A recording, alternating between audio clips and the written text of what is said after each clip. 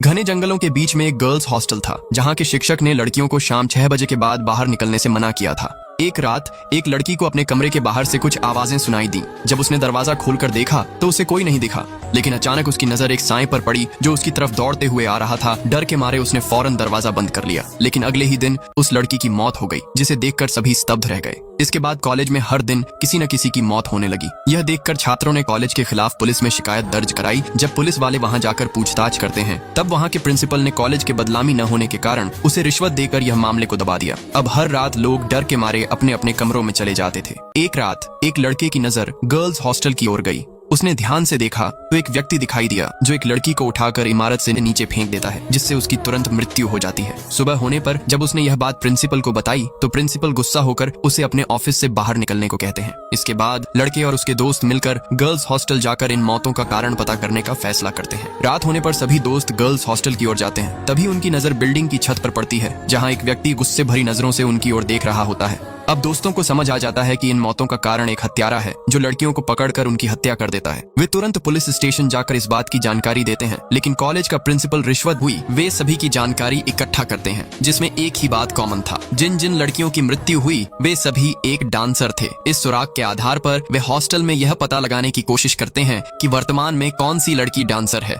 क्योंकि हत्यारा का दूसरा शिकार वही लड़की है। इसी बीच एक लड़की अपने पिता से फोन पर बात करने के बाद वॉशरूम की ओर जा रही होती है। तभी उसे कुछ अजीब आवाजें सुनाई देती हैं। जब वह ध्यान से देखती है तो अचानक एक डरावना व्यक्ति उसे दिखाई देता है। डर के मारे वह भागने लगती है, लेकिन हत्यारा उसका पीछा करके उसे पकड़ लेता है। अगली सुबह पता चलता है कि उस लड़की की हत्या हो चुकी है। इतना सब होने के बावजूद हॉस्टल का प्रिंसिपल इस मामले पर चुप रहा और कोई कार्रवाई नहीं की।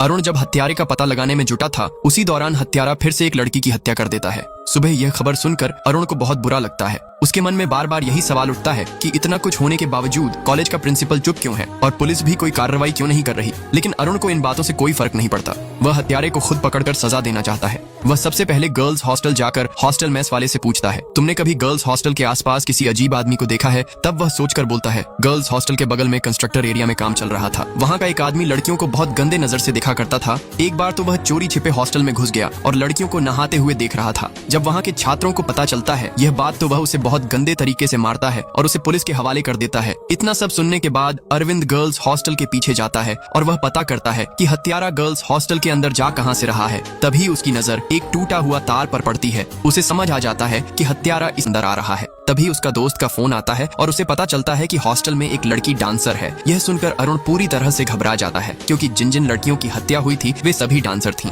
इसलिए अरुण का शक था कि हत्यारा का दूसरा शिकार वो लड़की ना हो। वह तुरंत उसे लड़की के पास जाकर उसे रूम में रहने के लिए बोलता है और कहता, कुछ भी हो जाए पर रूम से बाहर मत निकलना। इतना कहकर वह वहां से चला जाता है, लेकिन लड़की उसकी बात को नहीं मानती और रूम से बाहर निकल जाती है। तभी उसे एक डरावना व्यक्ति दिखाई देता है, जिसे देखकर वह डरते हुए छुप जाती और वहीं अरुण के मन में यह डर सता रहा है कि कहीं लड़की को कुछ न हो जाए। इसलिए वह तुरंत गर्ल्स हॉस्टल में चोरी छिपे अंदर आ जाता है। तभी उसे फोन पर खबर मिलती है कि हॉस्टल में कोई अजीब व्यक्ति घुस आया है। यह सुनकर अरुण और भी डर जाता है। इसी बीच हत्यारा लड़की को बड़ा क्रूरता से पकड़कर ले जा रहा था। जब तक अरुण हॉस्टल पहुंचा, हत्यारा उस लड़की को लेकर जा चुका था। यह देख अरुण पूरी तरह टूट गया, क्योंकि वह उसे बचा नहीं पाया। तभी वहाँ की वार्डन ने अरुण से कहा, ऐसी ही एक घटना हॉस्टल के वॉचमैन की बेटी के साथ भी हुई थी, लेकिन वह हत्यारे से बच गई थी। ये सुनकर अरविंद तुरंत वॉचमैन की बेटी के पास जाता है। वहाँ पहुंचने पर लड़की के पिता ने उसे मिलने से मना कर दिया। जब वह कमरे के अंदर ध्यान से देखा, तभी उसकी बेटी को देखकर वह पूरी तरह स्तब्ध रह गया, क्योंकि वह पूरी तरह से पागल हो चुकी थी। तब लड़की के पिता ने बताया, तुम्हारा ही जैसे मेरी बेटी भी उस कॉलेज में पढ़ती थी जहाँ का मैं वॉचमैन था। सब कुछ ठीक चल रहा था, लेकिन एक रात अचानक एक डरावना व्यक्ति मेरी बेटी की हत्या कर दी। सुबह जब मुझे यह खबर मिली, मैं तुरंत अपनी बेटी के पास पहुंचा। उसकी हालत देखकर मैं पूरी तरह टूट गया, लेकिन नियति को कुछ और मंजूर था। इतनी भयानक स्थिति में भी वह बच गई। अब आगे क्या होगा देखते हैं नेक्स्ट पार्ट में।